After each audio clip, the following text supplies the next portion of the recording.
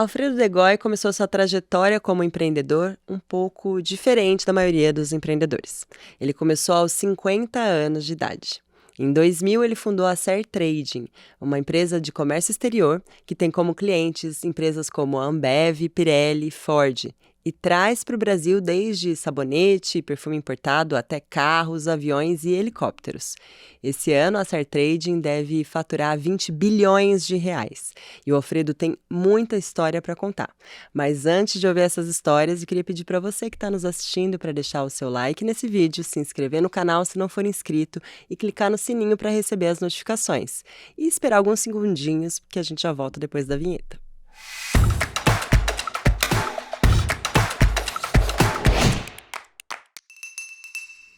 Agora sim, vamos para o nosso convidado de hoje, Alfredo. Obrigada pela sua presença. Obrigado a vocês que deram essa oportunidade. Eu queria começar pelo começo já, saber como que você chegou até aqui. Então, eu queria que você contasse um pouco da sua história, né? Tinha algum empreendedor na família, por exemplo? Alguém que trabalhasse com comércio exterior? Não, não tinha. Eu vim de uma família normal, classe média, média alta. Hoje em dia não tem muitas essas classificações, mas... meu pai era comerciante, meu avô, imigrantes franceses, meu avô e meu pai vieram da França, meu pai veio cedo para cá. E meu avô basicamente era joalheiro. Ele tinha uma vida até engraçada, ele morava praticamente no verão e na primavera. Ele passava metade do ano na França, metade do ano no Brasil, seguindo um pouco primavera e verão. E meu pai veio para cá com 20 anos e trabalhou sempre nisso, comerciante. Trabalhou com joias, tinha uma pequena fábrica de artigos de couro. E minha mãe, prendas domésticas, pouco intelectual também, filha de imigrantes italianos. Meu avô, por parte de mãe, veio para o Brasil com 8 anos de idade. O pai dele era açougueiro e depois ele fez uma carreira, foi um pioneiro na área de publicidade, mercado publicitário e jornalista. Então, não tinha empreendedores da família. Veio meio que sem querer, vamos dizer assim. E como que você começou? Onde que você nasceu? Onde que foi a sua infância? Sou paulistano, nasci aqui em São Paulo, vida totalmente urbana, não tenho nada de rural. Tenho um irmão menor, cursamos colégios, eu diria de elite, no começo foi o Colégio Santa Maria, que era um colégio na época misto, e ginásio foi para o Santa Cruz, Colégio Santa Cruz, em Alto de Pinheiros, que eu sou muito apegado ao colégio até hoje, porque eu acho que o colégio foi o berço do meu relacionamento todo. A minha roda de amigos, que nasceu quando a gente tinha 12, 13 anos de idade, permanece até hoje, grande parte deles. Eu devo muito a essa roda de amigos, esse network que foi criado por nós no começo, e a gente preza muito isso, a gente se vê até hoje. Nós temos quase 55 anos de formados e a gente se vê muito. Depois interagimos até com uma roda de amigas, mulheres, meninas, na época, de outro colégio, né? Na época os colégios eram colégio de homem, colégio de mulher, colégio de menino, colégio de menina. Não tem mais isso, né? Faz muito tempo. E o pessoal do colégio Madre Alix, Nossa Senhora do Morumbi e Desvazou, era uma turma de amigas que acabou crescendo junto, e vários de nós casamos com essa turma, vamos dizer assim, padrinhos de casamento um do outro e tal, e até hoje, grande parte deles estão com o casamento ainda perdurando até hoje, quase 50 anos. Alguns já estão até fazendo 50 anos de casado. Nossa! Então, vamos dizer assim, por esse ponto assim, não teve nada de empreendedor, teve vida normal. A gente tinha no colégio várias conversas, vamos montar um negócio juntos, vamos fazer um banco, na época, né? Imagina, pensando sobre hoje, sobre o banco. Alguns sonhos assim, mas depois cada um criou sua carreira normal. Eu comecei trabalhando em bancos, na área financeira, mercado financeiro, mas o mercado financeiro de 50 anos atrás. Então não era assim agitado como é hoje. E foi isso. Segui nesse caminho, casei muito cedo, comecei a namorar muito cedo. Minha mulher atual, comecei a namorar quando tinha 17 anos, ela 15. Casamos quando eu tinha 23, 22, nessa roda de amigos. E estamos até hoje. Portanto, estamos casados há 48 anos e namoramos 7, né? Pode imaginar quanto tempo. O que eu acho hoje um ativo super importante, esse casamento firme, criando uma família legal, unida, e que permanece hoje. Eu acho esse valor muito importante na minha formação. Tem até um fato peculiar do início de carreira, que logo que eu me formei e casei, a gente já namorava há tanto tempo que eu estava só esperando formar, fiz administração de empresas na GV, e casamos logo depois que eu me formei, casamos em abril. No comecinho do mês, saímos de lua de mel, eu trabalhava num banco chamado Banco Novo Mundo, e quando eu voltei da lua de mel, 20 dias depois, o banco tinha sido vendido para o Banco Econômico da Bahia. E a primeira atitude do Banco Econômico foi mandar todo mundo da administração aqui em São Paulo embora, porque o banco já tinha uma administração na Bahia, não tinha como juntar essas coisas. Então, com um mês de casado, eu estava desempregado. Não foi um bom início. Não foi um bom começo. Para um pretenso empreendedor, ou seja lá o que for, tá certo? Mas seguimos por aí. Logo resolvemos esse impasse do sem emprego. E o que você fez? Então, aí eu fui trabalhar na Febraban, na Federação de Bancos. Tinha um amigo que era diretor lá e me convidou. Foi um episódio curto.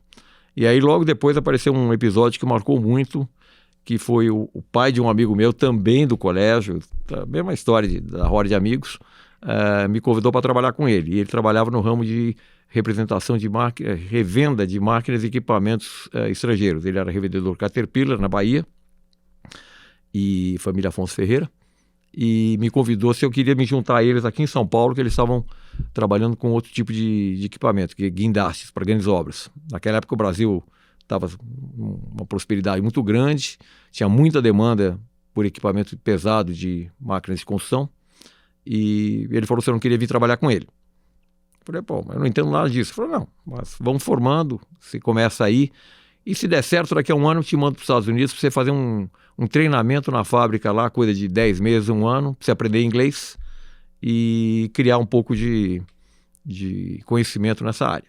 Dito e feito. A minha filha mais velha tinha acabado de nascer, ela foi para lá com 6 meses e passamos um ano. E por que foi importante isso aí para mim? Porque aí eu aprendi inglês direito, vamos dizer assim. Morei quase um ano lá fazendo um estágio na fábrica, então eu precisava falar, precisava se virar. Você morava onde, lá nos Estados Unidos? Eu morava no estado de Minnesota, na cidade de St. Paul, que é vizinha de Minneapolis, a capital do estado, a Twin Cities, e foi uma época fantástica. É um lugar frio para burro e quente para burro também, no verão e no inverno. Foi um aprendizado de vida assim, super importante. Para ver como é que a gente aprendia inglês naquela época, a mãe desse meu amigo, a esposa do dono da empresa aqui no Brasil, ela fazia eu escrever uma carta para ela toda semana contando como é que estavam as coisas em inglês, ela corrigia a carta e me devolvia corrigido. Como as épocas mudaram, né? Imagina se alguém hoje escreve carta, acho que não tem nem mão para escrever uma caneta aqui. E aí eu voltei para o Brasil, trabalhei 2, 3 anos, fui morar em Belo Horizonte, um ano, montar uma filial dessa empresa lá, que vendia guindastes. Depois voltei para São Paulo, tomar conta da empresa aqui em São Paulo durante 2 anos. E aí, por conta desse aprendizado de inglês e tal, outro amigo de escola. Dessa mesma turma. Rendeu muito mesmo. Muito. Olha, posso falar até hoje isso aqui. E esse outro amigo de escola tinha acabado de montar uma trading e eu estou falando coisa de 1979. E aí me convidou, falou, Alfredo, você não quer vir trabalhar comigo porque você sabe falar inglês? Essa foi a qualidade na época, a característica, a razão. E a trade tinha nascido em função de negócios com a Nigéria, na África, né? É uma história comprida que talvez não venha ao caso aqui, mas a Nigéria passava por um boom econômico fantástico por causa do produtor de petróleo. Estava na época da segunda crise do petróleo, em 79, e ele tinha montado uma trade para explorar negócio na Nigéria. E lá era uma colônia inglesa, se falava inglês. E lá fui eu. Para a Nigéria. Fui para a Nigéria, uma história interessante, em Maricuia. Minha segunda filha tinha acabado de nascer quando a gente foi. Ela tinha 3 meses, a mais velha tinha 4 anos, a segunda tinha 3 meses. E fui eu e minha mulher. Eu não fui pioneiro nessa história, porque a empresa já estava estabelecida lá recentemente. Já tinha alguns outros brasileiros, amigos nossos também de escola, que já tinham ido. Então, falei, se o fulano, o ciclano estão lá, dá para estar. Mas olha, vou te contar, morar na África naquela época, até hoje deve ser muito difícil, mas naquela época foi bastante difícil. A gente morou em Lagos, na capital na época, a capital mudou depois, foi para o centro do país, em Abuja. Lagos era na costa, e a Nigéria tinha algumas características importantes. Era um país rico na época, uma população imensa, na época tinha cerca de 100, 110 milhões de habitantes, que era 2/3 da população brasileira numa área que era 1/8 do tamanho do Brasil, tinha 1 milhão de quilômetros quadrados, então era muita gente, né? E assim o pessoal precisava comer, se vestir, andar, né? E então era um mercado imenso. E esse meu amigo explorou bastante bem isso aí, mandando produtos brasileiros para lá, principalmente começou com alimentos, depois material de construção, depois tudo. E nós temos história na Nigéria. A gente virou, era uma trading, né? Chamava-se Kutia Trading, que foi uma empresa de muito destaque na época, foi pioneira no setor de trading no Brasil. E era super conhecida, super... E ele foi chamando os amigos de escola para... A maioria, né? Não todos, para fazerem parte desse grupo, e foi um grupo muito legal, todo mundo muito jovem, da mesma idade, né? Eu tinha 29, 30 anos, eles também, e nós desenvolvemos muito negócio lá naquela época. Eu morei 4 anos, e depois voltei para o Brasil e fiquei mais 6 indo todo mês para lá. Então foram para lá e para outros lugares. Então foi um conhecimento de África fantástico. Mas não teve algum choque cultural, alguma coisa assim? Porque chegar num país completamente desconhecido também, embora você tivesse alguns amigos lá, né, já estabelecidos, chegar lá com a família, com 2 filhas, como que foi isso? Olha, bota choque cultural nisso. Quando não por nada faltava água e luz todo dia. Todo dia, né? A gente vivia na base de gerador de energia e abastecimento de água, você ficava desesperado. Mas depois vai acostumando, né? Quer dizer, passamos dificuldades? Eu diria que não. Foram épocas difíceis de formação? Foram. Minha esposa ficou grávida do 3º filho lá, mas veio ter no Brasil e ele foi para lá, o meu único filho homem foi para lá com 1 mês. Então, foi ótimo. Eu acho que essa base da minha carreira em comércio exterior, que começou lá, foi muito importante, solidificou bastante conhecimento nessa área, aprendizado de língua, de costumes, que é a beleza na minha opinião, a beleza do negócio de comércio exterior. Agora eu queria que você explicasse um pouquinho o que é o comércio exterior, o que você faz, né? O que é trading? Bom, trading não é um bicho tão desconhecido assim, mas a palavra trading é comércio, né? A palavra trading quer dizer troca, né? Troca de mercadorias. Você compra alguma coisa ou vende alguma coisa para alguém, né? E as tradings, aliás, sua pergunta é bastante pertinente, porque as tradings foram oficialmente criadas no Brasil naquela época, né? O decreto-lei que regulamenta a atividade de trading no Brasil é datado de 1972, na época que o ministro Delfim Neto era ministro da Fazenda. E foi uma mudança importante, porque eu diria que ao longo da minha carreira de comércio exterior, teve 2 mudanças importantes. Essa primeira que estabeleceu o que era uma trading company, e depois no governo Collor, onde houve uma abertura comercial super importante. Mas naquela época se estabeleceu a figura da trading no Brasil. E trading o que é? Trading é uma empresa que trabalha na importação ou na exportação, nos 2 lados do comércio exterior, né? Eu diria que hoje em dia eu estou há 40, como eu comecei em 79, 80, fui morar na Nigéria em janeiro de 80. Fazem 42 anos isso. E nesses últimos 42 anos a única coisa que eu faço é trabalhar com comércio exterior. E teve várias fases, várias épocas, né? Essa primeira época foi preponderantemente de exportação. Produtos brasileiros para fora, né? No começo visando principalmente Nigéria, depois pegando outros países da África e depois se diversificando bastante, principalmente na Ásia e no Sudeste Asiático, onde a gente exportava de tudo, né? Então, voltando ao que é trading, né? Trading é troca, é compra e venda, e a gente costuma dizer que ela precisa estar ancorada em alguma coisa, tá certo ou não? Se ela ficar sem uma grande âncora, ela pode ficar meio perdida no meio do negócio e aí querer fazer de tudo e acaba não fazendo nada.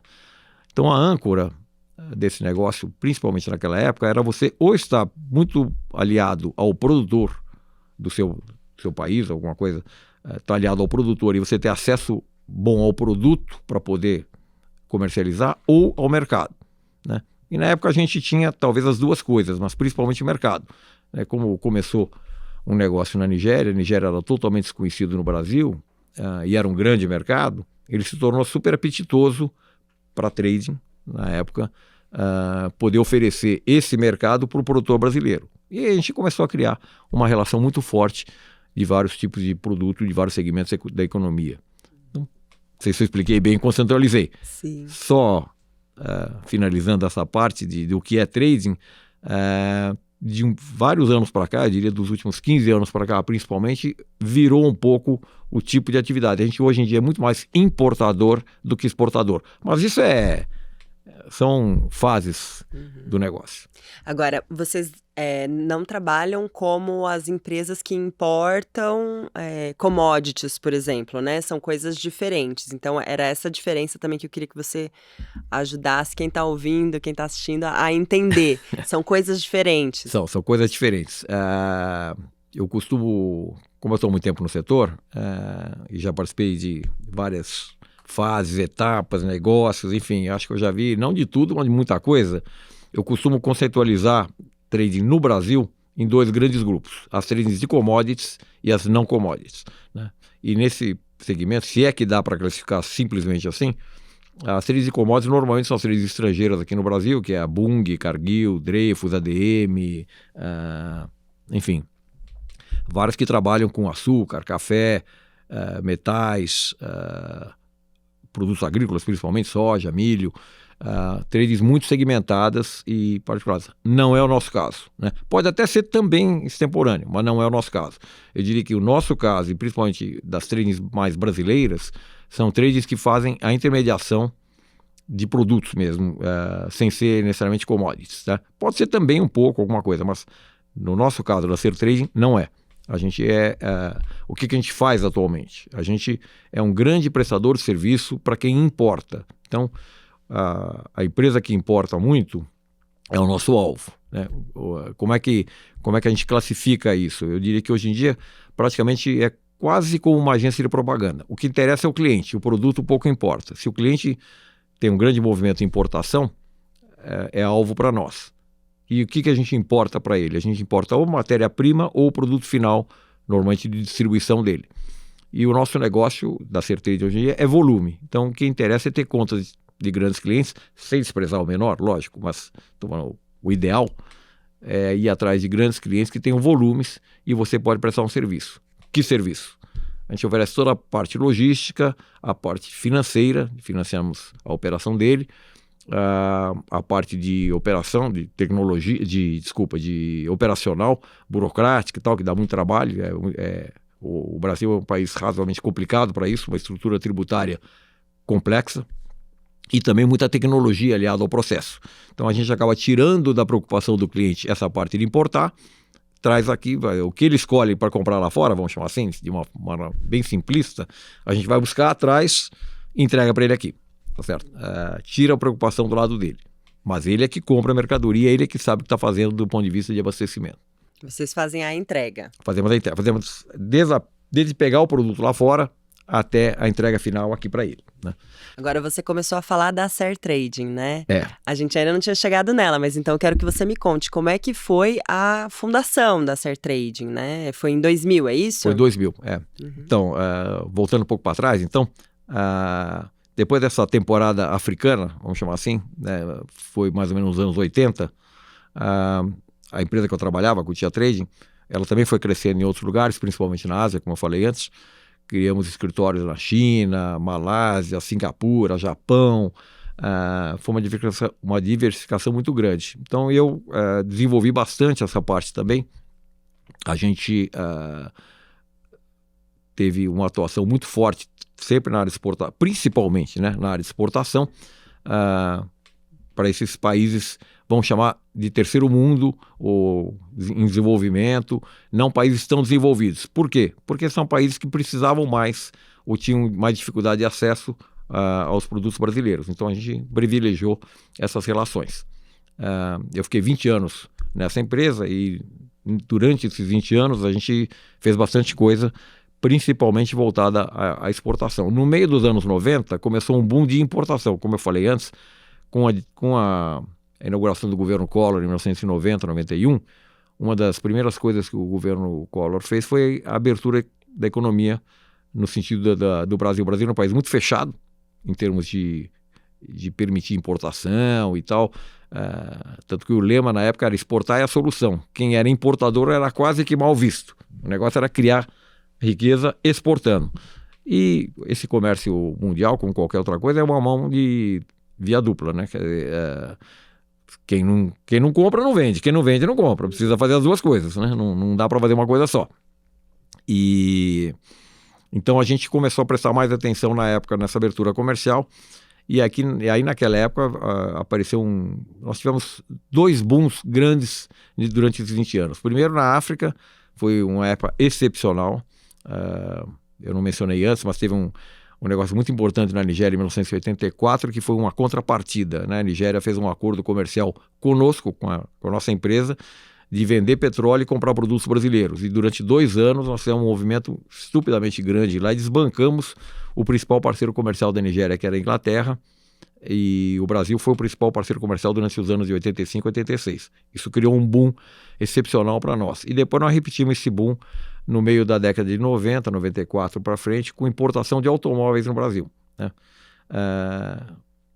Não sei se é do conhecimento, mas durante quase 20 anos o Brasil ficou fechado, totalmente fechado para importação de automóveis. O último ano que era permitida a importação de automóvel era 1974.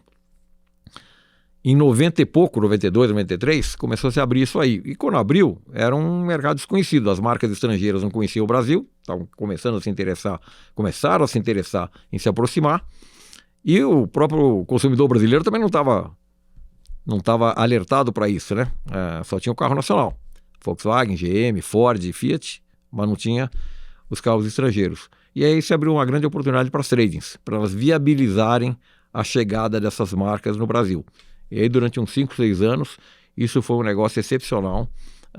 Criou-se um volume muito grande de negócio, de ganho, de geração de riqueza para as tradings no Brasil. Não só a nossa na época, outras também, mas nós fomos o mais destacado. A gente chegou a importar 12 marcas diferentes de automóvel. Volkswagen, Ford, e uma série de outras, Chrysler, Mazda, nossa, Ferrari. Acho que eu não consigo nem pensar em 12 marcas de carro diferentes. Bom, tinha muito mais, porque só a nossa fazia 12. Os nossos concorrentes faziam mais algumas outras coisas. Foi uma abertura Foi uma abertura total, fantástica. né? Uhum. E esse boom, como quase todo boom, tem prazo de validade. Uhum. Alguns anos depois, que não foi mais ou menos em 1999, 2000, as marcas mais fortes começaram a abrir outras unidades industriais no Brasil e, ao abrir outras unidades, começaram a ganhar incentivos locais dos governos estaduais, né? A Ford implantou uma fábrica na Bahia, a Volkswagen abriu uma fábrica no Paraná, a GM abriu uma fábrica no Rio Grande do Sul, a Mercedes abriu uma fábrica em Minas Gerais, Juiz de Fora. E aí, em troca da instalação das fábricas, os governos estaduais deram incentivos para eles importarem direto e foram tirando, sem querer, foi tirando o negócio de trading. Os nossos volumes, de repente, acabaram caindo muito. E isso também gera, de vez em quando, algumas acomodações nas empresas depois de um rápido crescimento. Quando vem a inflexão da curva, começa a ficar espaço menor. E aí, naturalmente, um grupo de executivos acabou saindo da empresa, entre os quais eu, que eu era, na época, sócio e vice-presidente comercial da empresa. Saímos, achamos que o negócio estava esgotado e cada um foi para um canto. Aí que, voltando à sua pergunta, aí que apareceu o nascimento da Sertrading, eu diria que acidentalmente, tá certo não? Como é que isso se deu? Continuando a história aqui, como é que isso se deu? Eu saí da Cotia de novo, talvez repetindo um pouco, quando eu casei e fiquei sem emprego no próprio mês do casamento, que foi o mês de abril, e agora que eu estou contando, estou me lembrando que isso também foi em abril de 2000, eu resolvi sair. E a única coisa que me ocorreu na época foi chegar em casa e falar para os meus filhos, minha mulher, o que eles achavam disso, né? Eu tenho 4 filhos, nessa época eles já tinham seus 20 a 25 anos de idade, e praticamente desde que nasceram eu era da Cotia, eu era muito mais o Alfredo da Cotia do que o Alfredo Egói. Estava muito identificado com a empresa, com a marca, com o trabalho, enfim, tinha uma ligação muito forte, né? E aí eu perguntei, falei assim, olha, está acontecendo isso, o que vocês acham? Acho que eu vou sair. Nossa, está acontecendo isso? Então já devia ter saído, então sai, lógico, né? E o que você vai fazer? Falei, não sei, a gente vê o que a gente vai fazer, né? Eu não sei se hoje eu teria a mesma coragem, na época eu não pensei 2 vezes, né? Saí em 2, 3 dias, fui embora, deixei para trás todo esse trabalho e na verdade, talvez tenha sido até um ato bem inconsequente do ponto de vista de segurança, mas foi o que eu achei que eu devia fazer. E logo em seguida, o próprio meu amigo que tinha me convidado para trabalhar lá e já tinha saído da empresa há algum tempo antes, bem antes. Amigo do mesmo grupo, daquele grupo lá Não o atrás. grupo da máquina. Ah, tá. O grupo de trade, o que começou o negócio da Nigéria, que é o Paulo Brito. O Paulo já tinha saído, a família dele era a principal acionista da empresa, mas ele tinha saído uns 5 anos antes, já estava em outra coisa. E quando ele soube desse movimento, ele falou, vem aqui, traz sua malinha de trabalho, vem aqui, senta aqui no meu escritório, vamos ver o que a gente faz. De repente a gente faz alguma coisa diferente. E aí nós começamos, ele já estava um pouco envolvido na criação de uma trading de internet, vamos dizer assim, online, né? Seria online hoje, coisa de 20 anos atrás, para comercializar produtos brasileiros para a colônia brasileira que mora fora do Brasil, né? Tentar explorar esse nicho. E montamos uma empresa que chamava My Country Brasil, com a finalidade de exportar produtos brasileiros para comunidades brasileiras, né? Livros, roupa, comida, coisa assim. Começamos a investir em tecnologia, botamos esse negócio de pé, achamos que era um mercado grande. Depois de 6 meses, demos com os burros na água, deu tudo errado, perdemos uma grana e o mercado não era do tamanho que a gente imaginava e não tinha o apelo que a gente imaginava. Então, mas essa foi a sua primeira... Seu primeiro... Foi uma primeira tentativa de montar uma coisa depois que eu saí da Cotia, sem plano, sem nada, e fracassou.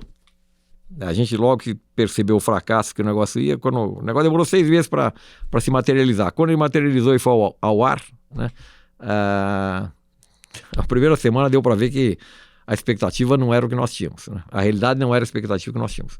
Isso foi quando? Isso foi durante o segundo semestre de 2000. Essa iniciativa da empresa de internet, a trade de internet, foi logo depois. Mas por que foi logo depois? Teve uma razão. Por que eu saí da Cotia Trade? Eu saí da Cotia Trade porque estava uma crise lá. Quando a crise começou, uns meses antes, e nós sentimos o movimento, eu senti o movimento, e vi que tinha uma oportunidade ali, eu tentei juntar um grupo para poder comprar a empresa, né? A Cotia. E a primeira pessoa que eu fui procurar foi exatamente o Paulo Brito, meu amigo, que tinha fundado a empresa muitos anos antes, né? E tem essa visão de empreendedor, de desenvolvedor, de olhar por novas oportunidades. E mostrei para ele que podia ter uma oportunidade ali de uma compra que talvez fosse interessante, né? Aí montamos um grupo, tentamos fazer uma operação de compra e não deu certo. Por que não deu certo? A crise caminhou mais rápido do que a gente imaginava. Os principais líderes da empresa, inclusive eu, estavam totalmente desmotivados e aí resolvemos sair porque o negócio não ia. Então já tinha tido uma conversa de poder fazer alguma coisa junto.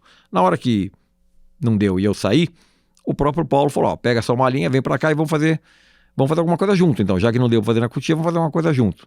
E tem essa trading virtual que eu estou criando, ele estava criando, que é uma My Country Brasil. Por que você não junta nisso, fica sócio, coloca uma grana sua nisso e vamos para frente aí? Eu falei, tá bom, vamos fazer o seguinte, vamos tentar ir por esse caminho, mas vamos pensar também em criar uma trading no mundo real, né? Vamos... É porque foi bem no momento da bolha da internet. Foi ali exatamente também, na né? bolha da internet. Foi exatamente no momento que estourou a bolha da internet.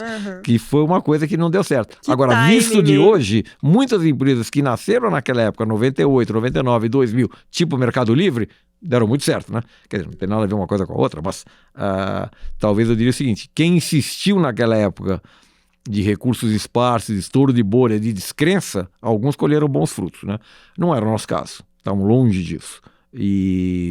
Então, tivemos dificuldade em levantar grana, tivemos dificuldade em seguir, mas principalmente a ideia não vingou, né?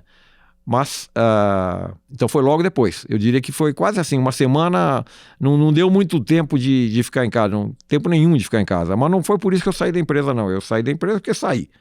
E aí fui ver o que eu podia fazer.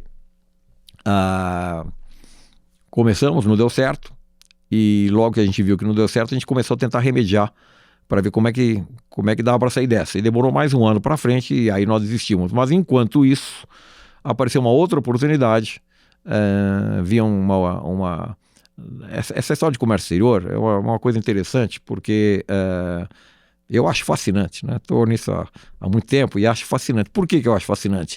Porque é uma diversidade de assuntos. uma diversidade de oportunidades, uma diversidade de países e culturas que você conhece, visita, frequenta, assimila, enfim, imensa. E isso desperta na gente, pelo menos em mim, uma tremenda vontade, uma tremenda força de buscar coisas novas, né?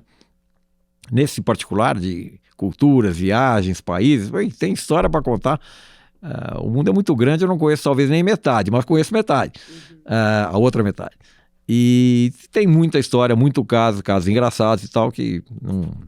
Aí você vai precisar de 3 horas de zero ao topo aqui para começar a contar. Vai contar já já. Não, mas, mas isso desperta na gente um sentimento de faro, de busca de oportunidades, você tem que tentar enxergar alguma coisa onde não tem, né? E a gente está sempre em busca desse tipo de coisa. E a gente vai criando relações muito importantes, né? Durante a época de Nigéria, de África e do primeiro boom que eu mencionei aqui da contrapartida, a gente criou uma relação muito forte com a Petrobras, porque o Brasil sempre foi um importador de petróleo naquela época. Hoje em dia importa um pouco ainda, mas até é quase autossuficiente e exporta um pouco também, mas naquela época era grande importador e estava sempre atrás dos grandes produtores. A Nigéria era uma delas. E isso acabou criando uma relação nossa de trading com a Petrobras muito forte. E fizemos muitas coisas, muitas operações com eles, fomos muito úteis a eles e eles a nós. E quando estava nessa trade virtual, apareceu uma outra oportunidade. Como o pessoal nos conhecia, nos procuraram para ver se a gente tinha algum conhecimento de fazer uma operação específica de importação temporária para equipamentos que fossem operar offshore, né? Nessa indústria do petróleo é muito comum trazer equipamentos por períodos curtos de tempo, curtos ou não tão longos. Então a pessoa não compra, a empresa não compra o equipamento, quase que ela aluga, faz uma importação temporária, usa o que precisa e devolve. E esse tipo de operação de importação temporária não é muito simples. Então eles nos procuraram naquela época para ver se a gente tinha alguma ideia de como fazer isso. E isso foi a semente da Ser Trading, tá certo? Bom, a gente estava então exatamente no modelo de não tá dando certo a empresa virtual, apareceu uma oportunidade da real, né? E nós fomos lá ver, identificar o problema da Petrobras, fomos para o Rio, conversamos, tal, não sei o quê, tínhamos uma solução, não tínhamos a empresa, só criar a empresa. Então pegamos rapidamente, formar uma empresa e apresentar um contrato temporário de serviço para a Petrobras e falou, bom, vamos dar um nome para isso, né? Então que nome vamos mudar? Bom, é uma empresa de serviço, né? Vamos fazer um serviço para a Petrobras. É trading. Será que a gente chama isso de Central de Serviços de Trading? Falei, mas que nome péssimo, né? Central de Serviços de Trading? Não soa nada. Gigante nome. Foi evoluindo e tal, e por que não Ser Trading, né? Serviços de Trading, né? Ser Trading. E também tem o shakespeariano ser ou não ser. To be or not to be. Então, tá legal. Botamos Ser Trading e tocamos a vida e a empresa começou aí. Então, efetivamente, historicamente, do ponto de vista cronológico, eu saí da Coutinho em abril de 2000. Essa empresa de virtual, a trade virtual, começou logo depois, em maio de 2000, mas em dezembro de 2000 a gente montou a Ser Trading para prestar esse primeiro serviço da Petrobras. Essa foi a semente do negócio. Tudo bem? Tudo bem. Tá bom? Então vamos tocar a vida para frente. Começamos a chamar, contratar uma outra pessoa. Nós tínhamos um escritório pequenininho, na frente do Parque Ibirapuera, que era até uma casa adaptada a escritório. Que esse meu sócio trabalhava lá e a gente dividiu. E aí a gente falou, então vamos contratar algumas pessoas, vamos montar um escritório de fato e tal. Nos mudamos para Vila Olímpia, alugamos um escritório, começamos a contratar gente. E aí eu costumo contar que o negócio foi engraçado, porque foi de grão em grão, sem grana, sem business plan, sem vamos sentar aqui e começar a ver o que nós... Não, vamos ver, e foi indo, né? Foi indo naturalmente, visto de hoje com a história de sucesso, né? E como é que talvez nós partimos de lá de 2000, 2001 e chegamos em 22 no estágio que nós estamos? Porque eu acho que a gente teve a consciência de tocar o negócio aos poucos, sem delírios, sem querer concorrer com esse empregador ou com outros, assim, precisa fazer melhor, precisa ser maior. Não teve nada disso. e talvez isso tenha sido, visto de hoje, muito importante, porque a gente acabou indo na nossa medida do que foi dando, tá certo? Não foi dando para fazer. Foi dando para fazer, foi dando para contratar. E aí tinha coisas até engraçadas, porque vários de nós saímos da Cotia na mesma época. E a Vila Olímpia estava se desenvolvendo aqui, então tinha vários escritórios novos por ali. Então tinha alguns de nós que estavam com escritórios por ali. Tinha um deles que encontrava comigo na rua e a gente indo almoçar com o meu grupo de pessoas que trabalhavam comigo. E ele falou, nossa, mas você já está com esses 5, com esses 10 pessoas aqui, mas você paga para todo mundo? Eu falei, bom, do que você acha que eles vivem? De brisa? Né? Então foi até engraçado, porque foi uma coisa que nasceu aos poucos. Como é que a gente deu forma a isso, né? Usando o nosso relacionamento, né? Eu costumo dizer que uma das coisas mais importantes da minha vida, e aí até voltando ao colégio, voltando ao grupo de amigos e tal, é o network, né? A gente, ao longo da vida, criou um network bom, substancial, importante, e eu acho que isso contribuiu muito para o desenvolvimento da nossa inteligência, da nossa cabeça e do nosso negócio, porque foi juntando as peças, né? Por exemplo, uma história interessante desse início, logo 1 ano e meio depois que a gente conseguiu a Sertrading, um dos meus colaboradores, na época, ele era de Franca, no interior de São Paulo, que é uma região produtora de café, e tem muito gado leiteiro lá, né? E ele tinha, de família, uma fazendinha pequena de café e tirava leite. Aí ele veio lá um dia e falou assim, escuta, por que o Brasil não exporta leite? Não tenho a menor ideia. Porque importa? Não faz nada. Quer dizer, o Brasil produz, tem capacidade para exportar, por que não exporta? Aí começamos a nos interessar por esse tema, né? Realmente, por que o Brasil não exporta leite? Começamos a pesquisar, tal, não sei o quê. E um dos nossos colaboradores lá, que era um libanês muito esperto, ele faleceu recentemente, tinha morado comigo na Nigéria e tal, foi indo curioso de internet também era uma coisa começando. Achou um comprador na França para leite brasileiro para mandar para Argélia, né? Argélia. E olha, tem um comprador aqui para 200 toneladas de leite em pó. Pô, legal e tal. Como é que nós vamos? Vamos procurar alguém que venda. Aí fomos num, fomos no outro, tal, fomos parar na Itambé, em Minas Gerais, que também não exportava nada, não sabia de nada que estavam falando, e fizemos um primeiro negócio. Quando nós fizemos esse primeiro negócio, o francês que comprou esse leite lá na França para mandar para a Argélia, falou, eu vou até o Brasil ver vocês, ver o que é isso, né? E passou uma semana conosco aqui, fizemos um roadshow com ele, levamos para Ribeirão Preto, levamos para Brasília, levamos para outros estados e tal, passou uns 5 dias conosco aqui. Quando foi no sábado de manhã, o cara falou, olha, vamos fazer uma reunião sábado, que eu vou embora sábado à noite. Ele falou, olha, tem um tremendo potencial aqui. Se vocês criarem uma unidade exportadora desse produto, eu venho trabalhar com vocês aqui. E aí nós criamos uma empresa, uma subsidiária da CRT, chama Serlac, de lácteos, para exportar lácteos, né? Isso foi inovador, o Brasil não exportava nada, a gente foi o primeiro, foi o pioneiro, ficamos o maior por consequência. Nos juntamos com alguns produtores e começamos com esse francês aí liderando a exportar leite em pó e leite condensado e leite evaporado, que o Brasil não produzia, mas tem muitos países que o leite evaporado não sei se vocês conhecem, é um produto quase igual ao leite condensado, mas mais líquido, que se coloca normalmente no leite ou no chá. Principalmente países de tradição inglesa usam muito isso. Por conta disso, um dos nossos associados lá, aí também, começou a produzir o leite evaporado. Então a gente exportava evaporado, condensado e pó. Olha, a operação cresceu muito, a gente foi líder disso aí, exportamos para 60 países durante uns 8 anos, começou em 2002 e a operação foi até 2010, 2011 e foi ótima. Foi extremamente lucrativa, desenvolvedora, criou mercado e criou condições também da gente fazer outras coisas e buscar o nosso nome. Isso é só uma historinha de um capítulo, né? A Sertrading não virou empresa só de leite, crescemos em outras coisas também. Mas esse negócio do leite foi uma coisa bastante interessante e nos lançou também o nosso nome no mercado na época. E tudo começou com uma pergunta, né? Começou com uma curiosidade. Que a gente não exporta leite?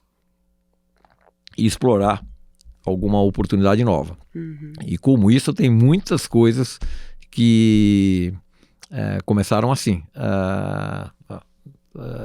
Eu diria, no Sudeste Asiático, a gente criou inúmeras oportunidades ainda na década de 90, depois no começo dos anos 2000. E a gente foi montando um time, né? Foi montando um time, de novo, sem grandes pretensões, né? Mas a coisa foi evoluindo. O comércio exterior tem uma peculiaridade também, que demora para desenvolver, né? Menos de 6 meses, quase um ano, você não é ninguém no negócio. Então a empresa demorou um pouco para pegar um pouco de tração. Se você me perguntar, você se sentiu um empreendedor nessa época? Você estava empreendendo alguma coisa? Na verdade estava, mas não estava com essa cabeça, vou ser um empreendedor e vou fazer alguma coisa. Não, estava lá.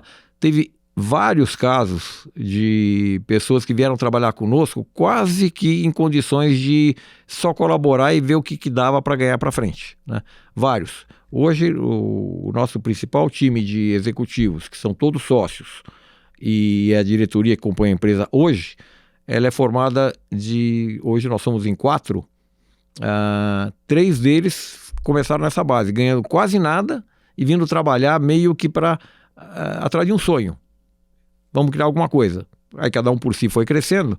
Hoje criaram uma base super importante. São o sustentáculo da empresa e sócios importantes. Fizeram uma carreira bonita, estão bem na vida, vamos dizer assim. Começando com quase que uma colaboração espontânea em 2001, 2002, 2003.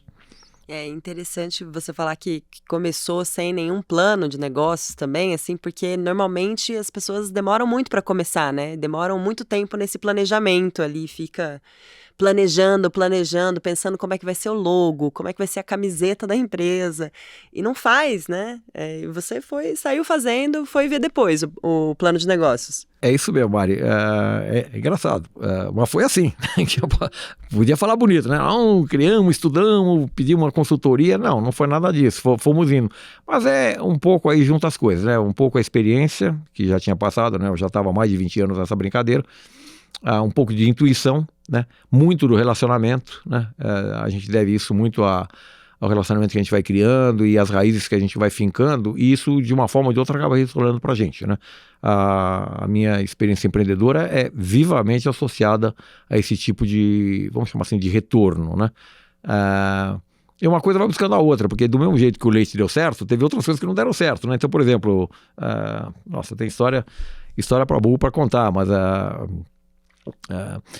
o comércio exterior brasileiro, principalmente no passado, era muito dependente, muito ligado ao governo federal, né?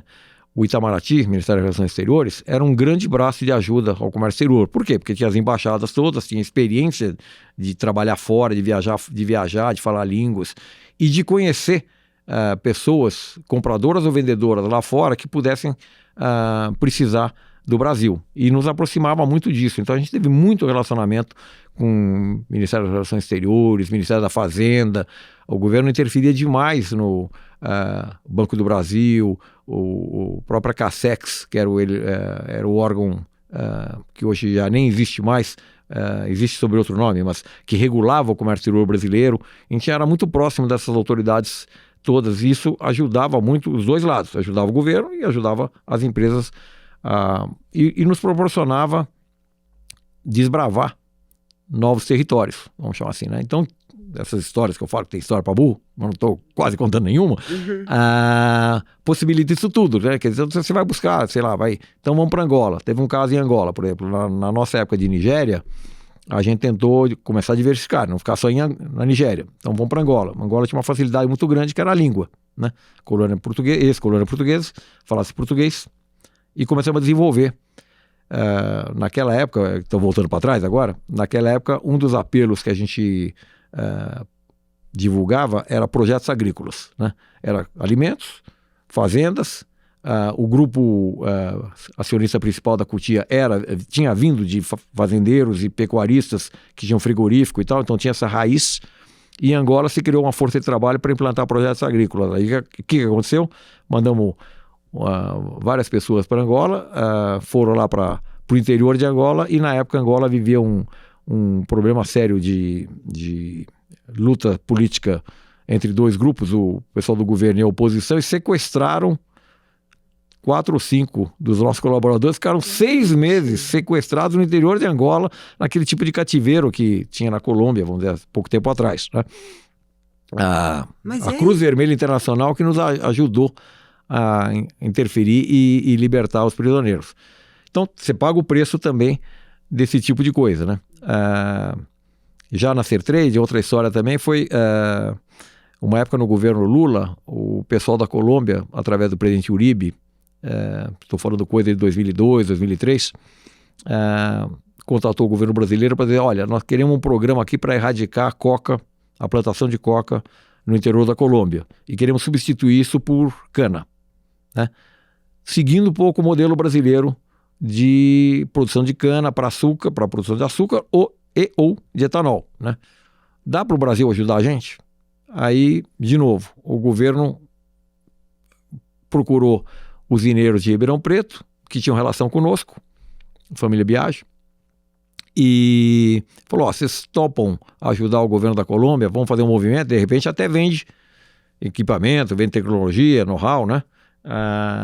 Quer dizer, é uma colaboração não desprendida, uma colaboração com interesse comercial por trás disso. Vamos. Aí veio uma delegação colombiana para cá, o ministro das Minas e Energias, o ministro da Agricultura, passaram uma semana, adoraram o Brasil.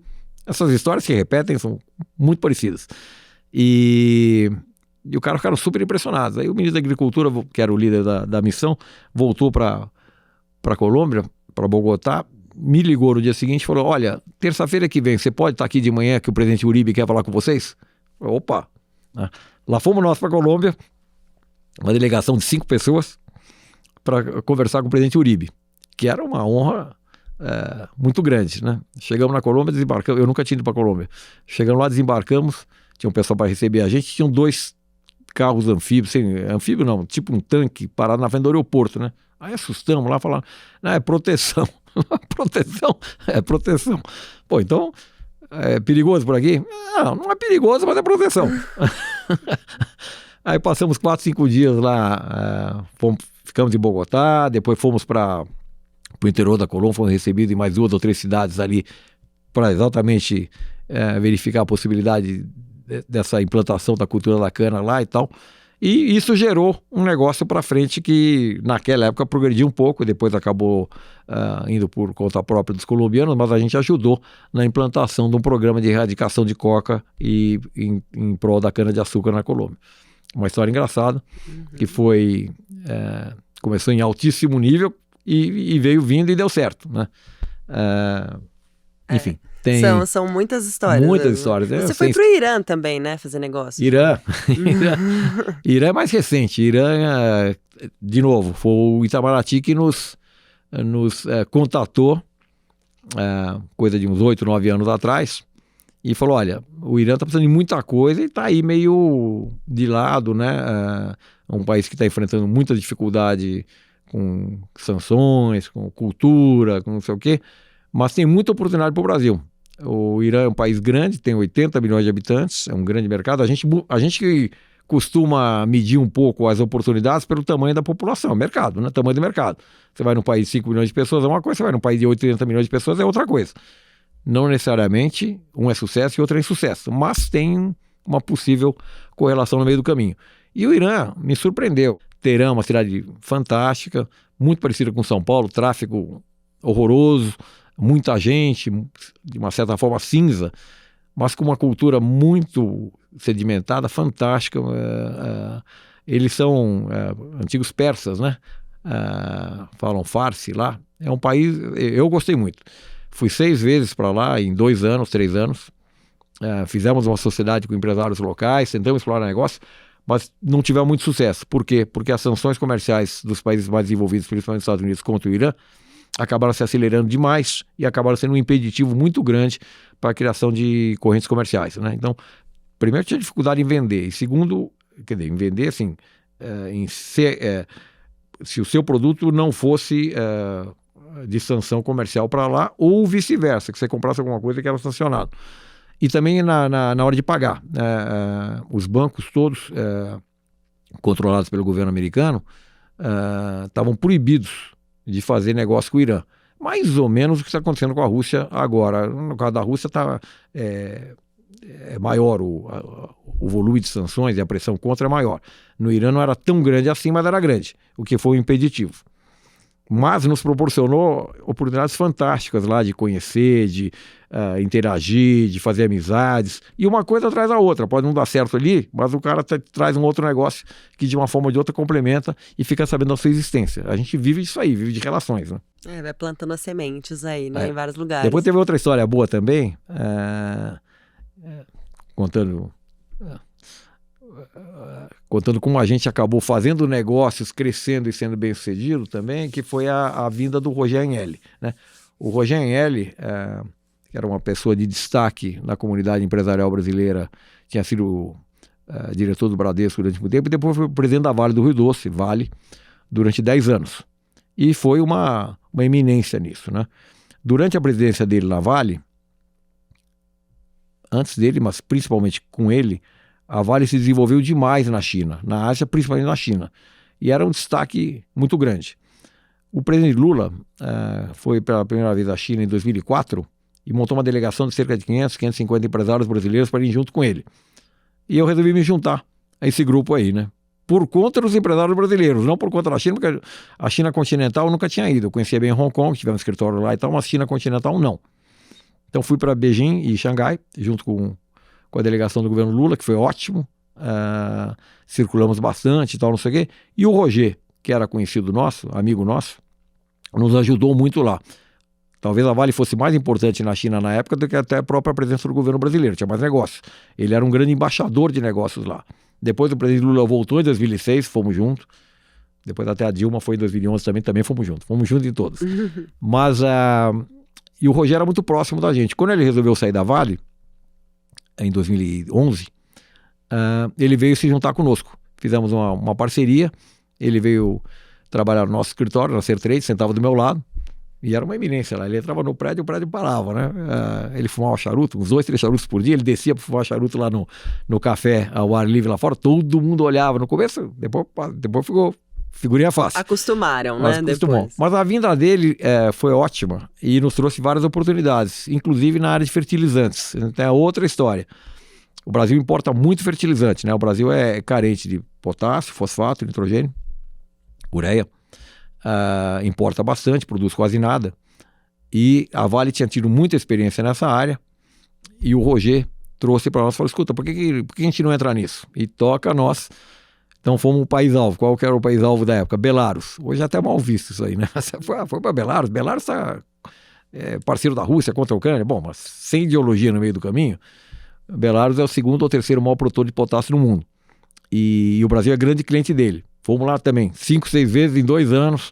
Criamos relações difíceis e começamos a fazer um pequeno negócio que acabou progredindo na época favoravelmente. Hoje ele não fazemos mais, mas foi favorável. Ou seja, o que eu estou contando com o Irã, com Belarus, tem histórias com Angola, tem histórias com Venezuela, tem história para todo lado. Passou pelo mundo todo. É que vai desbravando esse tipo de coisa e nos traz ao momento atual, tá certo? Podemos até falar um pouco sobre o momento atual, que talvez é o que importa. Não é só o que importa. Gostei muito das histórias, mas eu queria entender, você falou de algumas coisas aí, antes de falar do momento atual da empresa. Não, vamos falar do momento atual da empresa. Quero saber do momento atual da empresa. Vocês esse ano vão faturar 20 bilhões de reais, é isso? É isso. E como que vocês chegaram até aqui? Como que foram esses últimos anos aí, os últimos 5 anos que tiveram muitas transformações? Como que você olha para frente também? O que você espera? Vocês estão investindo em fintech agora também, né? Também. Tem essas histórias também. Tem as startups que nós formamos também. É interessante como nós chegamos aqui, né? Até falo isso até com bastante emoção, vamos dizer assim, do ponto de vista de sucesso, né? Que o negócio está indo bem, né? Ainda bem, né? Do zero ao topo. Não sei se é o topo, mas estamos caminhando para cima, né? Até escalei, entre outras atividades esportivas, escalei o Kilimanjaro uma vez na vida, que bota topo nisso. O rumo ao topo lá me causou assim uma emoção muito forte e um esforço físico enorme, mas enfim, essa é outra história. Vai ter que voltar aqui depois para contar. Bom, Tem muita história que você falou que vai contar depois. Mas como é que nós chegamos nisso aí? Eu diria o seguinte, de novo, sem business plan, a gente foi indo de grão em grão, foi indo, alguns fatos relevantes ao longo desses 22 anos. Essa operação de leite que eu contei foi relevante. Eu diria que em 2007 nós começamos a contratar uma consultoria na época que criou para nós uma identidade e uma marca muito forte na época do ponto de vista de conceito, né? A gente até hoje usa um logo que foi criado naquela época, que é uma espécie de um código de barra, a cor vermelha, o nome, destaque, mas isso foi muito importante na formação de cultura da empresa, né? Não é só uma marca, uma venda, uma coisa desse tipo, a formação de cultura. Depois em 2010, 2011 veio a vinda do Roger, aí nós temos uma sociedade, parceria com um banco comercial na época, chamado Banco Indusval, que acabou entrando de sócio da nossa empresa, e nós, acionistas da empresa, acabamos interagindo com o banco também como acionistas do banco. Então teve algumas evoluções, e a gente foi vindo de grão em grão. Eu diria que a empresa começou a ficar mais parruda em termos de volume de negócio a partir dessa época, 2005, 2006, 2007. Foi indo, crescendo de grão em grão, fomos nos destacando, e a partir de 2009, 2010, a gente já era destaque entre as maiores tradings do país. Naquela época tinha 4, 5 ou 6 grandes tradings, nomes, e nós éramos uma delas, né? E a gente veio vindo, crescendo ao longo desses 22 anos, a gente sempre teve anos positivos, nunca trabalhamos com algum ano negativo, no vermelho, ou que desse algum prejuízo. A gente foi colhendo os frutos disso aí, veio vindo bem. Em 2015, a gente foi também montando negócios paralelos, né? O que são negócios paralelos? A gente começou a se interessar também em trazer produtos de fora para nós vendermos, né? Que a gente chama de distribuição própria, né? O que a gente faz normalmente, e hoje em dia 100%, a gente traz produto para cliente, né? A gente efetivamente compra o produto lá fora, traz em nosso nome e vende para o cliente aqui. Mas é uma operação que a gente chama em inglês back to back, quer dizer, resguardada. O que a gente compra lá fora, a gente está assegurado por contrato que a gente vai vender para ele aqui. Não é nosso, né? Mas a gente começou a criar operações próprias.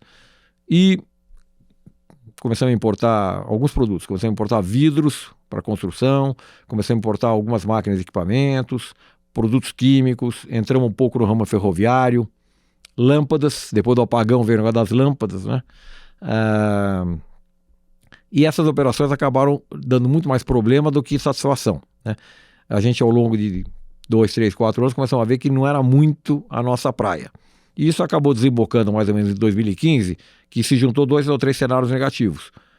Essas operações que não estavam indo lá muito bem, e o cenário de crise brasileira. Quer dizer, o segundo governo Dilma criou uma situação na economia brasileira que não foi muito propícia, e isso nos pegou também. Em 2015 e 2016, as coisas não andaram tão bem do ponto de vista, não andaram mal, mas não andaram tão bem do ponto de vista que vinha sendo antes, né? E nos fez repensar o nosso negócio. Então, nessa época, a gente, graças a Deus, enfrentou uma crise. A vida não é só feita do zero ao topo direto. Muitos obstáculos, né? Vai vindo no meio do caminho oscilações nessa caminhada. E as oscilações também, depois que elas passam, elas são positivas, porque elas trazem aprendizados. As crises, se você tiver resiliência e uma boa percepção, acaba fazendo desse limão uma limonada razoável, né?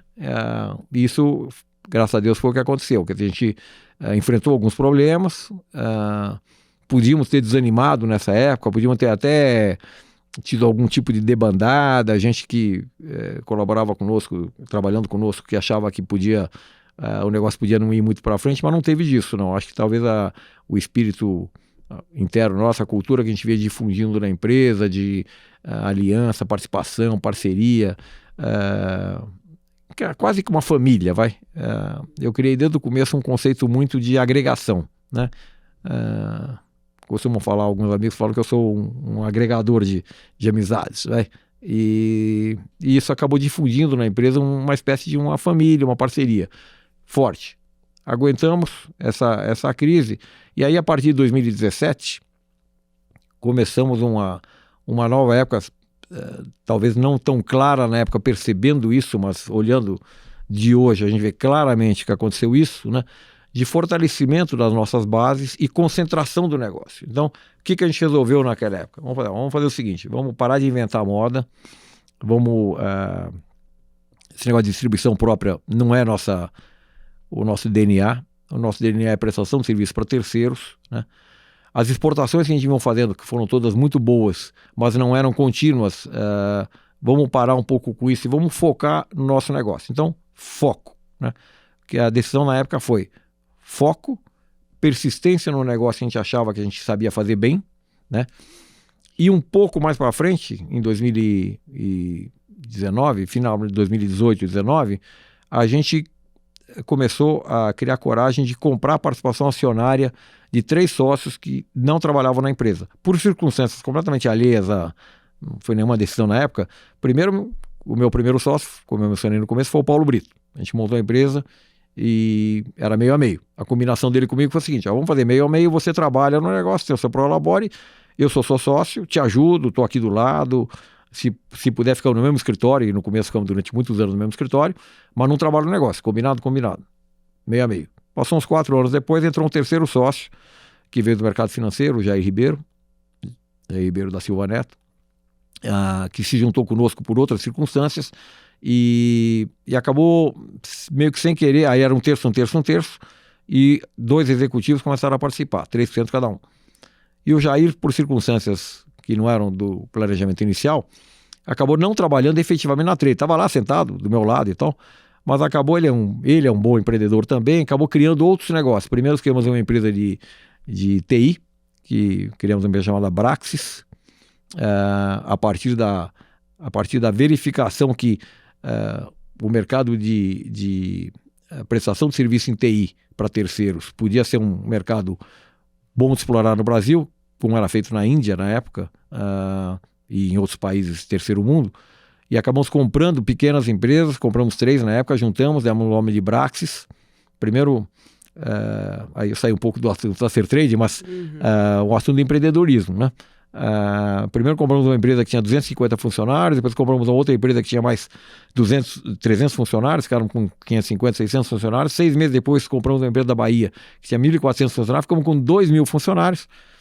E 1 ano depois apareceu uma empresa com 3.000 funcionários, que chamava CPM, cujo sócio era o Bradesco 50% e o Deutsche Bank 50%, e juntamos tudo. Ficamos, de repente, em 2 anos de história, ficamos com 5.000 e poucos funcionários. E o Jair cuidando disso. Então ele nunca participou efetivamente da Sertrade. Passou uns anos, vendemos essa empresa para uma empresa francesa, que era o objetivo, bem sucedido, e acabamos fazendo uma outra coisa, que era se juntar com o banco. Foi quando veio o Banco Industrial de Sócio. Mas eu estou contando isso porque tinha, então, o Paulo Brito de sócio, o Jair Ribeiro de sócio, e aí o Banco Industrial entrou de sócio. Quando a gente estava no meio de 2015, 2016, essa época tumultuada e tal, tinha o nosso corpo de executivos, e o pessoal reclamava, falava assim, vem cá, a gente trabalha o dia inteiro, tal, não sei o quê, tem uma participação pequena, alguns nem tinham, e os caras que não trabalham, tem uma fatia grande aqui dentro, né? Tá justo isso? No nosso caso não era muito justo. Por quê? Porque de serviço, uma empresa de meritocracia, uma empresa que mais ou menos quem está com o traseiro na cadeira e lutando lá é que está realmente criando negócio, criando oportunidades. Só que eu falava o seguinte, tá bom, muito bem, só que você é uma capitalista, né? O cara é sócio, pro cara sair, precisa aparecer uma grana na mesa, né? E a vontade pode até ser, mas a grana na mesa, aí no final de 2018, 2019, apareceu uma circunstância lá que um desses sócios, que foi o banco, tinha trocado o controle acionário. Os novos sócios chegaram lá e falaram, bom, tem uma participação aqui na Sertrade que não está gerando sinergia nenhuma entre as organizações, vocês querem comprar? Compramos. Negociamos lá, tal, fizemos um monte de conta, será que dá, será que não vai dar e tal, não sei o quê, tínhamos vindo numa crise, né? E, quer saber? Cara e coragem, vamos lá, compramos, para pagar em 5 anos. Passou o primeiro ano, deu certo, o negócio estava indo bem, começou a crescer lá o negócio. Aí falei, escuta, e os outros 2, vamos comprar? Vamos comprar. Vamos fazer um plano aí de comprar em 5 anos também, pagar um pouco por ano e tal, com o próprio resultado. Estamos começando a melhorar, as nuvens estão se dissipando na frente, o céu está ficando bem mais claro. Vamos lá. Aí chamamos 2. E na hora que nós chamamos os 2, em vez de falar que vamos comprar em 5 anos, nós falamos que vamos comprar direto, né? Os caras assustaram, né? Mas por quê? Não está indo bem? Nós não usamos bem. E super bem, a sociedade funcionava super bem, quase que no fio do bigode. Não, é questão de oportunidade, para dar oportunidade para o pessoal da casa, né? Vamos negociar aí um preço justo e a gente compra, vai em 2 anos, tá bom? Tá bom? Tá bom. Vindo para agora, isso mudou totalmente o jeito de ver o negócio e de fazer o negócio. Então vamos lá, foco, decisão de trabalhar exatamente no segmento que você acha que você realmente está performando bem e empoderar os executivos que estavam lá lutando por isso e não estavam talvez sendo agraciados do ponto de vista acionário com o que deveriam ser. Isso fez uma revolução no nosso negócio e a gente, graças a Deus, vem crescendo bastante bem. Só para você ter uma ideia de números, em 2018, a gente faturamento no nosso negócio é uma medida adotada quase que padrão para dimensionar o tamanho da empresa, né? Ela pode ser injusta, como qualquer critério, mas no nosso segmento, entre o nosso mercado, é adotado o faturamento. Depois tem outras métricas também, mas o faturamento talvez seja o principal. Em 2018 a gente faturou 3 milhões de reais. Em 2019 faturamos 6 milhões e meio de reais. Dobramos o faturamento. Bilhões, bilhões de reais. Já com 3, já éramos uma empresa bem expressiva no cenário de comércio exterior brasileiro. Já estamos lá entre as 20 e 25 maiores importadoras do Brasil. Não trading, importadoras. Contando todos. Petrobras, indústria automobilística, indústria de eletroeletrônicos, todo mundo que importa, colocava lá Ser Trading como uma das 25 ou 20 maiores empresas com 3 bilhões em 2018, 6,5 em 2019, 11,3 em 2020, 16 bilhões e meio em 2021. E esse ano esperamos chegar em 20 bilhões. Ou seja, veio crescendo bastante, aceleradamente nos últimos tempos. Tá? E por que tudo isso e onde nos leva tudo isso? Né? Com esses 16 do ano passado e meio, ou 20 esse ano, nos leva a estar entre os 10 maiores importadores do Brasil. Talvez seja o 7º, 8º, segundo as estatísticas do governo. Estatísticas eram feitas antigamente pelo MIDIC, Ministério da Indústria e Comércio, que depois ficou junto no governo Bolsonaro com o Ministério da Economia, é uma subsecretaria, uma secretaria dentro do Ministério da Economia, e não publica mais essas estatísticas, elas não são publicadas do conhecimento do público. Mas a gente mais ou menos segue por outros instrumentos esse movimento e acaba ferindo o seu tamanho. Então nós estamos entre os 10 maiores. Ou seja, é um volume muito grande, né? De tudo, né? De tudo. A gente trabalha... avião, helicóptero, carro... A gente trabalha com cerca de 15 segmentos diferentes da economia, setores diferentes da economia, o que é muito bom, porque dá uma diversificação muito grande. A gente não fica dependente de algum segmento, setor específico ou de algum cliente específico, né? A gente hoje em dia não temos nenhum cliente que faz mais do que 5% do nosso faturamento, que é muito bom, é bem diversificado, e a gente trabalha com todos os segmentos. Então a gente trabalha no setor automotivo, alimentos, químicos, farmacêutico, vestuário, cosméticos e produtos de beleza, higiene e limpeza, tecnologia, já falei, aeronaves executivas, que é um segmento relevante do nosso negócio. É super diversificado. E a gente também tem uma carteira de mais ou menos 100 clientes. Quer dizer, a gente não trabalha nem com 300 nem com 3 mil, não é super pulverizado. É bem segmentado. São cerca de 100 clientes grandes, quase todas empresas multinacionais, estrangeiras ou grandes empresas brasileiras. Poucas empresas familiares, normalmente são empresas listadas em bolsa, até pelo tamanho. E a gente é muito relevante para a atividade delas, porque a gente acaba trabalhando com a alma delas, né, que é a matéria-prima. Se você não importa o cobre que o cara usa para fabricar alguma coisa, ou a cevada, o malte que o cara importa para cerveja, ou a matéria-prima, os tecidos que o cara vai fabricar a roupa dele, ele morre na praia. Então você é importante na linha de abastecimento dele. Ou o produto final, né? Se você não traz o carro da Ford, o cara não tem carro para vender. Se você não traz o pneu do cara, que já é o pneu final. No caso, a gente traz muita matéria-prima para o pneu, mas também traz pneu final. Enfim, se a gente não traz o perfume do cara ou os produtos de beleza do cara, o cara não tem material para vender. Então, a gente é super relevante na cadeia de abastecimento dos nossos clientes. Né? Agora, você falou cadeia de abastecimento, eu queria entender qual que é a sua visão dessas mudanças que a gente tem vivido, né? O mundo passou por algumas transformações recentes aí, com pandemia, com quebras de cadeias, com sanções internacionais também. Como que você enxerga essas mudanças todas que estão acontecendo no mundo agora, para o seu negócio? Essas mudanças, bem colocado.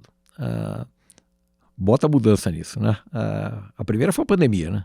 A pandemia gerou uma preocupação na época, né, para todos, né? Vocês também, todo mundo aqui deve ter se preocupado demais com o momento, né? Naquela semana de março de 2020 que o negócio estourou e todo mundo foi para casa, né? Nós, como qualquer outro, mandamos todo mundo para casa, nós também, né? E ficamos super preocupados, né? Como é que vai, o que vai acontecer com isso aqui, né? Quer dizer, vai parar a economia? Será que a nossa empresa vai ficar sem grana daqui 1 ou 2 meses, o cliente não traz mais produto? Será que os portos vão fechar, né? Será que o cliente não vai pagar, né? O que vai acontecer, né? Não vai pagar porque não tem condições, né? Graças a Deus, nós fizemos lá quase que um comitê de crise do ponto de vista de gerenciar, né? Ficava o tempo todo online, o tempo todo no telefone, o tempo todo em reunião, o tempo todo seguindo no detalhe a nossa operação, o que foi super enriquecedor do ponto de vista até de conhecer o detalhe do negócio, né? Participar, não só conhecer, participar do negócio de detalhe. E graças a Deus, no nosso caso, passamos absolutamente incólumes por esse momento. Não tivemos nenhum problema, nenhum cliente criou problema. De novo, como somos bem diversificados em setores da economia, se algum segmento não estava indo tão bem, outros foram bem, então uma coisa compensou a outra e saímos bastante bem daquele momento. E isso acabou nos fortalecendo, né? Saímos bem e crescemos, né? Por que crescemos? Porque os volumes começaram a aumentar e também novos clientes começaram a entrar. E isso veio também meio na esteira das mudanças que estavam começando a ocorrer na economia, o tal do negócio da globalização, da cadeia de abastecimento, né? O pessoal super preocupado com, poxa, tudo depende da China, a China para e não para, o que acontece? Ou se não é só da China, é da Europa, dos Estados Unidos, não podemos ficar tão dependentes, né? No nosso caso específico, nós crescemos e não tivemos problemas, né? Ou seja, o que a gente entende disso aí? A gente entende 2 ou 3 coisas. Um passo para trás, 2 para frente. A corrente comercial brasileira está crescendo muito, né? Nesses últimos 2 anos, o volume de importação e de exportação no Brasil cresceu. Coisa de 20, 25, 30% no volume, né? Em 2020, o Brasil importava X, 2021 importamos 200 e poucos bilhões de dólares, se não me engano foi 220, e esse ano devemos chegar em 270, né? Ou seja, vem crescendo. O que quer dizer isso? Quer dizer, a economia de uma certa forma está fortalecida, mas também as correntes comerciais estão procurando mais o Brasil, né? O Brasil está se beneficiando de uma maneira ou de outra desse novo modo de operar com a preocupação da cadeia de abastecimento e da globalização. Isso para nós é muito bom. Podia ser o contrário? Podia, mas não está sendo. Então vamos analisar do que está acontecendo, né? Nós estamos nos fortalecendo bastante bem como país, né? E o que nós estamos olhando por conta disso? Estamos olhando o seguinte, olha, uma nova maneira de ver o comércio exterior brasileiro. É engraçado também, Mari, que o comércio exterior brasileiro chama atenção e não chama atenção. Como ele não causa grandes problemas, está meio parado aí, né? Quer dizer, as reservas cambiais brasileiras estão num nível excelente há muitos anos, né? Coisa de mais de 330 bilhões de dólares, chegou a 370 bilhões de dólares até na época, coisa impensável há 20 anos atrás, 15 anos atrás, e as correntes comerciais estão fortalecidas, então não causa muita preocupação. Ao não causar muita preocupação, não chama muita atenção, né? Mas quando a gente fala que a gente fatura 20 bilhões de reais, né? Uma hora a gente fala em dólar, uma hora a gente fala em real. 20 bilhões de reais, e na nossa conta a gente deve significar mais ou menos uns 20 a 25%, cerca de 25% do movimento das tradings. Quer dizer, então as tradings todas em conjunto no Brasil, essas tradings que eu estou falando que fora commodities, elas devem importar mais ou menos 100 bilhões de reais, isso é um grão de areia perto do movimento total brasileiro.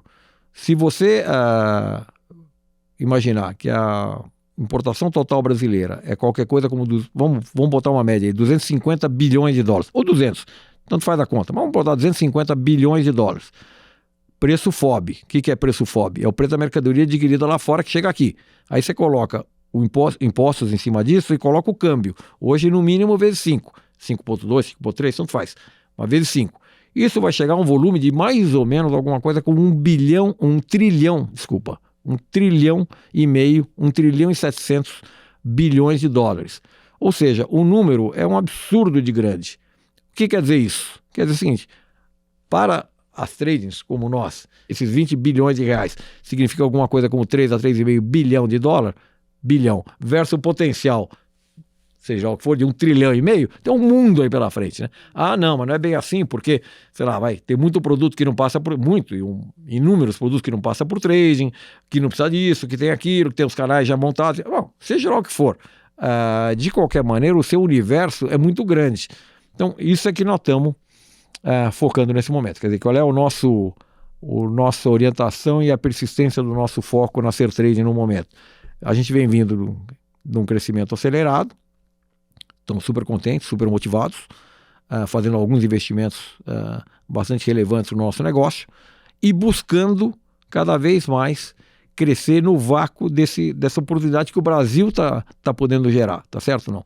Tem muita discussão política, eleição daqui a 2 semanas, daqui a 10 dias, ideologias para lá e para cá, mas a economia está funcionando, né? O próprio crescimento do nosso negócio mostra que a economia está fortalecida, porque vem cá, se você está crescendo 30, 20, 30, 40% ano após ano no seu volume, é porque o negócio a economia está fortalecida, né? O seu cliente não traz produto aqui para ficar guardado no armazém vendo se alguém vai comprar, traz porque tem mercado. Então, mostra claramente que as nossas perspectivas são boas e as mudanças que estão sendo causadas no comércio internacional, de uma forma ou de outra, estão nos favorecendo bastante bem. Que bom. Agora, Alfredo, acho que a gente já está conversando há bastante tempo, mas eu queria saber de você uma última coisa. Eu queria, primeiro, saber o que você anda lendo, se você tem alguma dica de leitura, de série, de filme que você assistiu recentemente. E também queria que você desse uma dica, né? Uma pílula de sabedoria aí para quem está começando no setor, para quem está começando a empreender ou começando em comércio exterior. Bom, dicas de leitura e filmes e coisas que eu valha. Eu adoro cinema, adoro ir ao cinema, né? Prefiro muito mais ir ao cinema do que ver em casa, apesar que, de novo, com esse momento de pandemia, o Diabo 4 acabou se criando raízes em casa e ver série atrás de série, né? Mas aí eu vejo outro não mais, né? Eu gosto muito de ir ao cinema. Mas não tenho ido. Recentemente, acho que foi 2, 3 vezes nos últimos 3, 4 meses e passamos, sei lá, quase 2 anos sem ir ao cinema. E ver muita série em casa, quando a sua mulher deixa de ver novela e deixa você ver uma série, né? Para ficar na mesma sala. Uhum. Mas aí os normais, né? As séries normais que todo mundo tá vendo por aí. Eu gosto muito de história, gosto muito de aventura e tal, vou mais por aí. Mas eu leio bastante, eu gosto bastante de ler.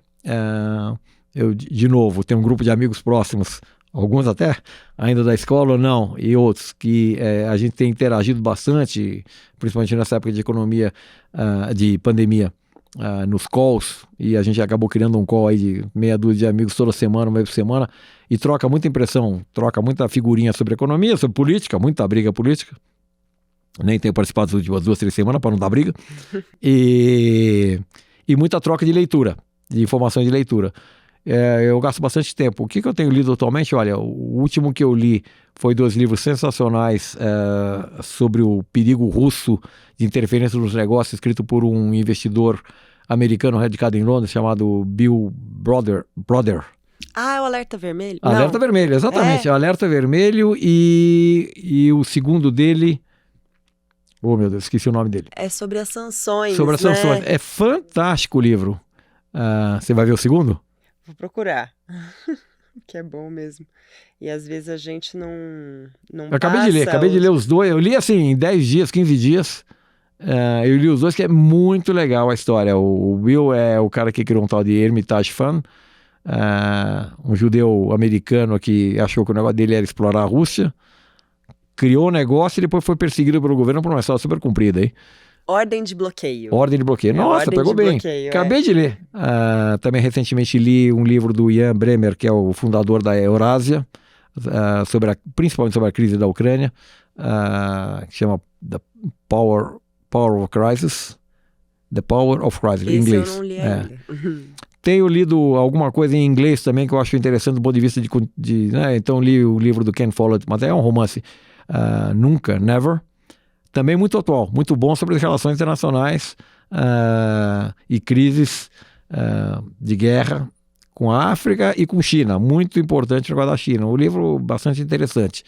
Também li 2 livros sobre a vida do Mussolini, muito bom, de um italiano chamado Antonio Scorsi, uma coisa assim, o autor, sobre a vida do Mussolini. Que mais? Isso foi o quê? Na última semana? Não, nos últimos meses. Não dá tempo, né? Gostei muito da biografia, uma das biografias do Federer. Federer é um herói para todos nós, né? Sim. Também li um livro bem interessante dele. Enfim, leio bastante. Mas eu gosto de história e de política. Gosto de ler essas coisas e discutir leio bastante jornal. Nossa, me toma um tempo monumental. Eu gosto de ler jornal no papel. Uhum. Então leio o Valor Econômico e o Estado todo dia, devoro eles, além de ficar online, né? E que dica que você daria para alguém que está começando? Ou pode ser também uma dica que você daria para você mesmo no passado, né? Alguma coisa assim. Dicas? Bom, como eu já estou na idade avançada, dá para dar bastante conselho, né? Uhum. Mas não me sinto avançado, não penso em parar de trabalhar, estou com a energia toda. Faço bastante esporte, gosto de esporte, pratico bastante, subi lá o Kilimanjaro, faço academia, bicicleta. Acabei de voltar de férias agora, passei 2 semanas fora. Uma delas foi andando de bicicleta com meus amigos na França, muito, muito bom, de vez em quando eu faço isso. E a dica para quem está começando, eu diria 2, 3 coisas. Eu diria, bom, com relação à área que eu atuo, comércio exterior, eu super encorajo todo mundo. Hoje, principalmente em São Paulo, o mercado financeiro cria uma imagem assim de as pessoas ganharem dinheiro muito rápido, né? Fácil não, mas rápido, mas trabalhando muito, ralando muito, aquela coisa de mercado financeiro. O mercado de comércio exterior é um pouco diferente. Não que não precise ralar e não que possa ganhar muito também, mas a velocidade é menor. Mas é muito interessante. Como eu falei antes, é um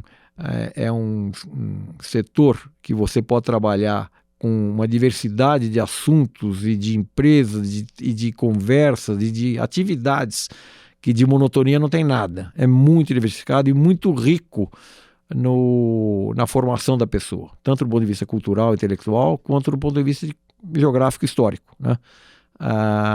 Acho extremamente interessante, encorajo todo mundo. De vez em quando sou convidado a dar algumas palestras, conselhos, conversas, de motivações e tal.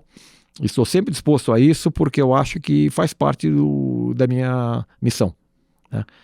Outra maneira que eu vejo também de empreender e tocar a vida é ter seus valores bem claros na sua frente, né? Principalmente os valores éticos, morais, de conduta, de comportamento. Não precisa ser nenhuma Madre Teresa de Calcutá, mas verdade. Mas se você pautar o seu negócio, o seu comportamento, e que isso reflita na sua atividade, na sua empresa, de uma maneira, vamos chamar assim, correta, você de um jeito ou de outro acaba colhendo os frutos, né? Como eu falei há pouco tempo atrás, tem adversidades, né?